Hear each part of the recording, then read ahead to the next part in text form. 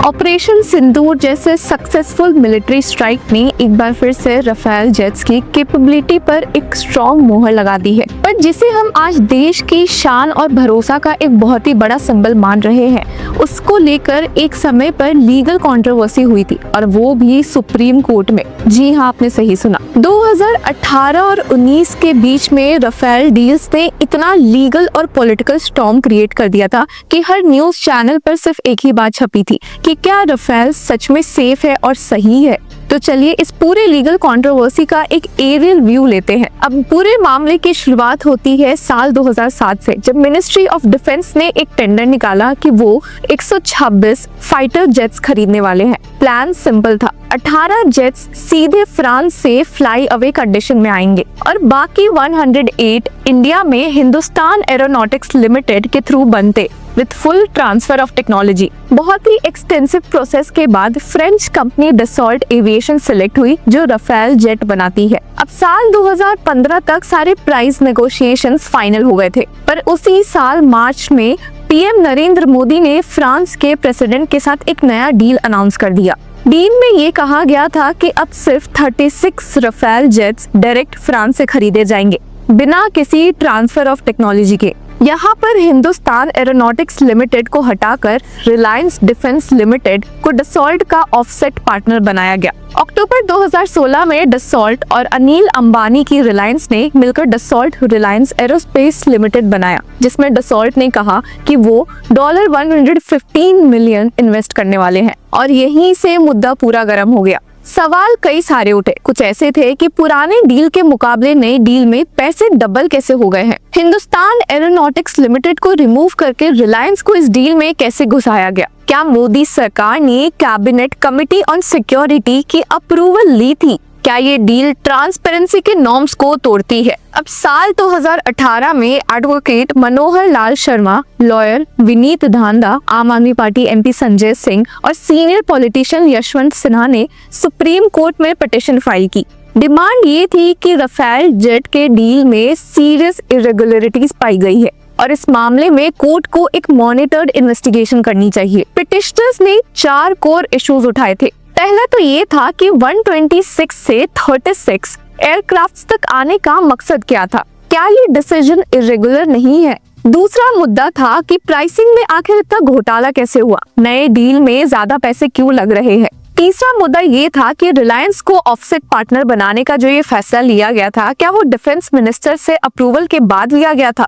चौथा ये था कि क्या ये डील इंटर गवर्नमेंटल अग्रीमेंट के क्राइटेरिया को फुलफिल करता है। इस डील का एक और इम्पोर्टेंट कंट्रोवर्शियल पॉइंट था सील्ड कवर प्रोसीजर। सेंटर ने कोर्ट के सामने जो भी डॉक्यूमेंट्स दिए वो एक सील्ड फॉर्मेट में दिए, जिसे कि पिटिशनर्स ने चैलेंज किया, ये कहते हुए कि ये ट्रांसपेरेंसी का साफ वायलेशन है। अब 14 नवंबर 2018 को सुप्रीम कोर्ट ने इस मामले में अपना जजमेंट रिजर्व किया और ठीक एक महीने बाद यानी कि 14 दिसंबर को अपना जजमेंट सुना दिया। अब यहाँ पर सुप्रीम कोर्ट बेंच थी CJI Ranjan Gogoi, justices SK Kaul और केएम जोसेफ की, और इस बेंच ने डिसाइड किया कि इस पिटीशन को डिसमिस करना चाहिए। बेंच ने यहाँ पर कहा कि पहला तो डिसीजन मेकिंग प्रोसेस में कोई भी इरेगुलरिटी नहीं पाई गई है। दूसरा ये कि प्राइसिंग में कोई भी सब्सटैंशियल डाउट नहीं है। तीसरा ये कि ऑफसेट पार्टनर का भी सिलेक्शन गलत नहीं था, और चौथा ये कि कोर्ट के हिसाब से ये क्लियरली इंटर गवर्नमेंटल अग्रीमेंट के क्राइटेरिया में फॉल करती है। अब यहाँ पर कोर्ट ने बहुत ही इंटरेस्टिंग बातें भी कही थी। कोर्ट ने कहा था कि वो डिफेंस प्रोक्योरमेंट पॉलिसीज में जुडिशियल इंटरफेरेंस का स्कोप लिमिट करता है और सील्ड कवर में गवर्नमेंट द्वारा दिए गए सारे डॉक्यूमेंट्स को एक्सेप्ट करती है। तो एक तरीके से ये जजमेंट क्लियर कट गवर्नमेंट के फेवर में था। अब इस जजमेंट ने कई सारे पुराने जजमेंट्स पर रिलाई किया था, और उसमें से एक जजमेंट का ये पार्ट था कि there is a general presumption against ousting the jurisdiction of the courts so that statutory provisions which purport to exclude judicial review are constitute restrictively. There are however certain areas of governmental activity, national security being the paradigm which the courts regard themselves as incompetent to investigate beyond an an initial decision as to whether the government's claim is। तो यहाँ पर कहीं कहीं mention था कि court usually इस matter में interfere नहीं करती है, अपने जुडिशियल रिव्यू के स्कोप को कम करती है जहाँ पर मैटर नेशनल सिक्योरिटी से जुड़ा हुआ होता है। यहाँ पर सुप्रीम कोर्ट की बेंच ने अपने जजमेंट में ये भी कहा था कि उन्होंने सारे मटेरियल को केयरफुली पढ़ा है। We have also had the benefit of interacting with senior Air Force officers who answered court queries in respect of different aspects, including that of the acquisition process and pricing। Supreme court ने यहाँ पर इस case में बहुत detail में जांच की थी। उन्होंने सीनियर एयर फोर्स ऑफिसर से भी मुलाकात करके इस मामले में डिस्कस किया था, जिसके बाद they said that we are satisfied that there is no occasion to really doubt the process, and even if minor deviations have occurred, that would not result in either setting aside the contract or requiring a detailed scrutiny by the court। यहाँ पर supreme court को बताया गया था कि इस deal से nation को एक फाइनेंशियल एडवांटेज है, और जिसके बाद सुप्रीम कोर्ट ने स्टेट भी किया कि it can not be lost sight of that these are contracts of defence procurement which should be subject to a different degree and depth of judicial review. और अगर ब्रॉडली फोकस किया जाए तो processes have been followed. यहाँ पर ऐसा नहीं है कि सेंट्रल गवर्नमेंट ने कोई भी प्रोसेस फॉलो नहीं किया है, और the need for the aircrafts is not in doubt. जिसके साथ ही सुप्रीम कोर्ट ने कहा कि it will not be correct for the court to sit as an appellate authority to scrutinise each aspect of the process of acquisition. Pricing के point पर भी supreme court ने जजमेंट में कहा है कि वो इस मैटर में घुसना भी नहीं चाहते थे, पर जब वे इस मैटर में घुसे और उन्होंने देखा तो उन्हें ये साफ था कि sufficed it to say that as per the price details, the official respondents claim there is a commercial advantage in the purchase of 36 Rafale aircrafts। इसके साथ ही उन्होंने कहा कि we say no more as the material has to be kept in a confidential domain। अब आपको अगर लगेगा कि ये बैटल यहाँ खत्म होती है तो आप खुद को यहाँ गलत पाएंगे। फरवरी 2019 में यशवंत सिन्हा, अरुण शौर्य और प्रशांत भूषण ने रिव्यू पिटिशन फाइल किया इसी जजमेंट का। उनका मेन आर्गुमेंट ये था कि ये 2018 का जजमेंट गलत फैक्ट्स पे बेस्ड है, जो सरकार ने डेलिबरेटली कोर्ट को प्रोवाइड की थी सील्ड फॉर्म में।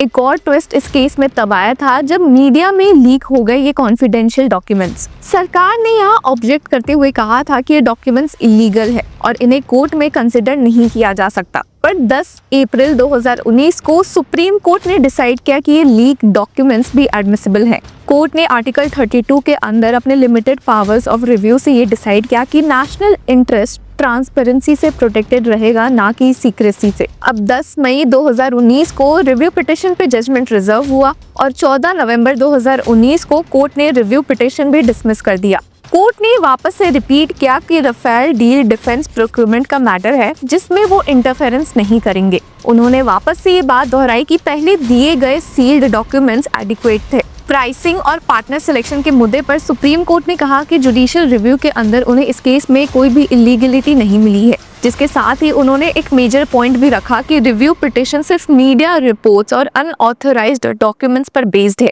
इसका कोई भी वेरीफाइड सोर्स नहीं है, इसलिए कोर्ट ने उन्हें मेरिट के बेसिस पर डिसमिस कर दिया। ये कहकर सुप्रीम कोर्ट ने दूसरी बार रफेल डील को अप्रूवल दी है, मोहर लगाया है उस पे। अब इस जजमेंट ने पॉलिटिकल माहौल तो बहुत गर्म कर दिया था। अपोजिशन ने कहा कि कोर्ट ने सील्ड कवर डॉक्यूमेंट्स पे भरोसा करके पब्लिक अकाउंटेबिलिटी सैक्रिफाइस की है। बीजेपी ने वहीं दूसरी तरफ कहा कि सुप्रीम कोर्ट ने पीएम नरेंद्र मोदी के फेवर में ये फैसला दिया है और लोगों को बताया है कि उन्होंने देश के हित के लिए कोई डिसीजन लिया था। हालांकि सीनियर एडवोकेट प्रशांत भूषण जैसे एक्टिविस्ट ने ये भी कहा कि sealed cover practice judicial transparency के खिलाफ है। Justice must not only be done, it must also be seen to be done. एक टाइम पर रफेल डील देश में बहुत ही कंट्रोवर्शियल मैटर बना हुआ था, पर अभी के सीन में ऑपरेशन सिंदूर की वजह से ये बात तो साफ है कि मॉडर्नाइजेशन बहुत जरूरी है, specially defence modernisation in these critical times. अब आयरनी भी यही है कि जिस जेट के डील पर इतने कंट्रोवर्सीज उठे थे, इतने इलीगल नेचर का बोला जा रहा था इसे,